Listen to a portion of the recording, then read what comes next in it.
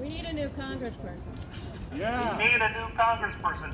Now that there's been redistricting, I used to be in Blumenauer's district, now I'm in hers. I think she's going to regret it, I hope so. And Blumenauer's retiring. But anyway, I think that in this coming election, the Democrats are going to find that there is a breach between them and a lot of people. A lot of young people, a lot of Arab people, Michigan, everywhere. And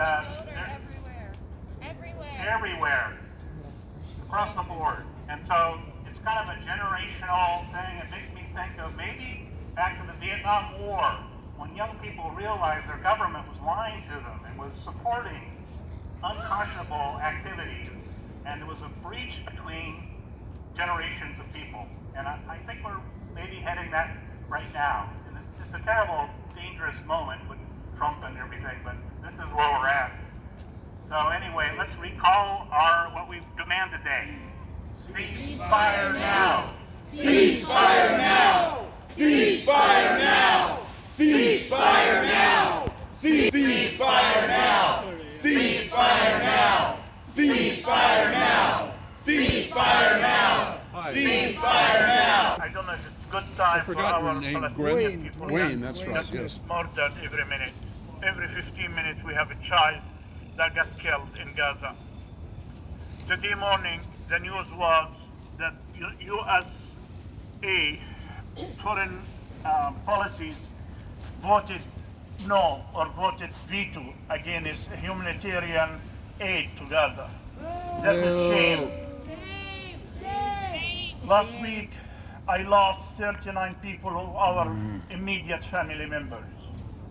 My cousin Layla, she's 64 years old, her husband, their children, their grandchildren, along with her sister Rahab and their children, they sheltered all together in one home in the south of Gaza. A rocket got hit the house and all of them murdered.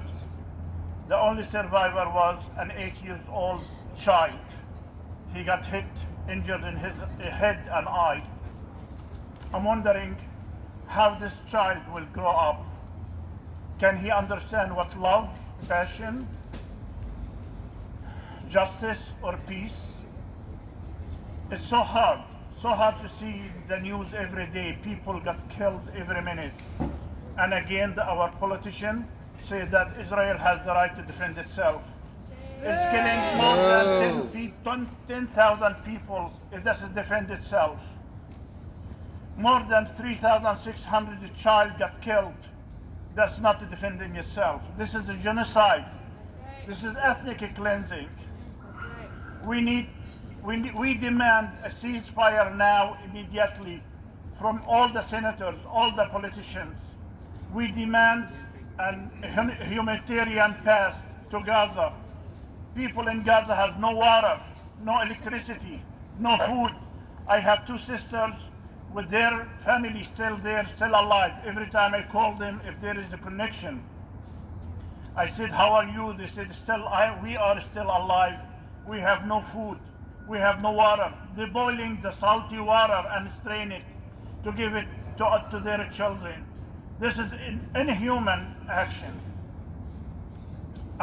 This is all I can say, and this is all we have to request. Ceasefire now. Ceasefire now! Ceasefire now! Ceasefire now!